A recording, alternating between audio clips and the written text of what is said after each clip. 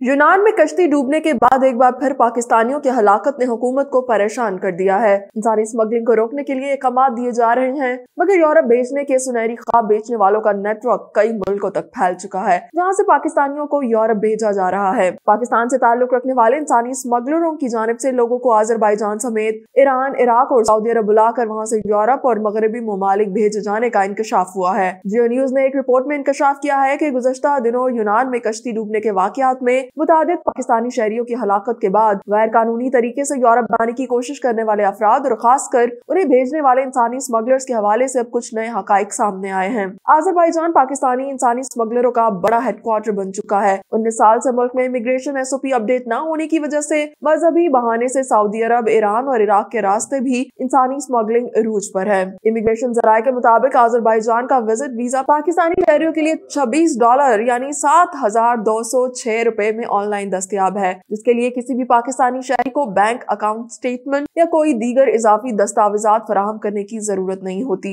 जराये के मुताबिक अजरबैजान के दारुल हुकूमत बाकू में पाकिस्तानी और मकामी ट्रैवल एजेंट्स ने डेरे डाल रखे हैं, जो इंसानी स्मगलिंग के ताने बुनते हैं और ये एजेंट यूरोप या दीगर मुल्कों में जाने के ख्वाहिशमंद पाकिस्तानियों को बआसानी अजरबैजान का विजिट वीजा दिलवाते हैं। किसी भी एयरपोर्ट पर इमिग्रेशन पर विजिट वीजे के साथ मतलूबा करेंसी दिखाकर अजरबैजान जाने की इजाजत दी जाती है। ऐसे अफराद अजरबैजान पहुंचकर एजेंटों से साजबाज करके मुख्तलिफ ममालिक का रुख करते हैं, जहां से गैर कानूनी तौर पर यूरोप पहुंचना आसान हो। जराये का बताना है कि इस तरह के बहुत कम अफराद मुख्तलिफ जाली दस्तावेजात की वजह से गिरफ्तार होते हैं और उन्हें पाकिस्तान डिपोर्ट कर दिया जाता है। इसी तरह मौजूदा दिनों में उम्रा पर सऊदी अरब जाकर वहां मौजूद एजेंटों से किसी भी मुल्क का जाली वीजा या पासपोर्ट हासिल करके अगला सफर जारी रखने की मंसूबाबंदी की जाती है। गुज़श्ता हफ्तों में ऐसे दर्जनों अफराद को पाकिस्तान डिपोर्ट किया गया है, जो उम्रा वीजे पर सऊदी अरब में जाकर अगला सफर जारी रखने के ख्वाहां थे।